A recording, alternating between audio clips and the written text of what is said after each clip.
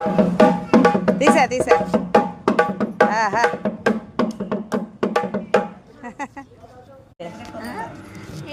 ఆవిడ పోస్ట్ కడిగేసి అంతా రుబ్బేసి వేస్తే ఆవిడ వేసారు. ఏమైందంటే అందరికి 2 వేసో 8 వేసో వేసి అయిపోయేది. లక్ష్మణరావు ఏమో 2 గారెలు కావాలన్నాడు. ఏం చేశారు?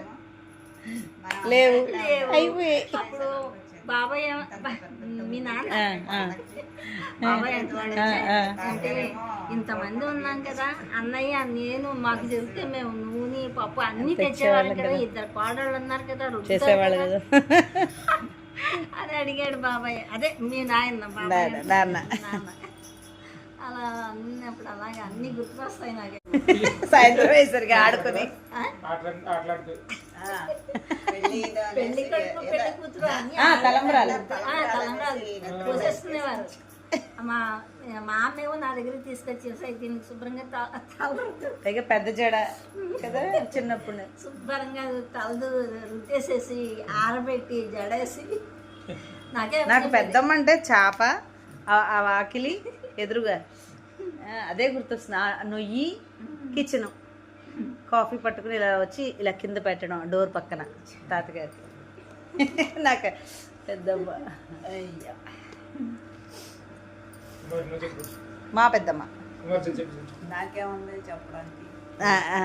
నీకు రాణి అంటే ఏం గుర్తొస్తుంది? నెత్తి మీద తీసుకుపోసుకున్నా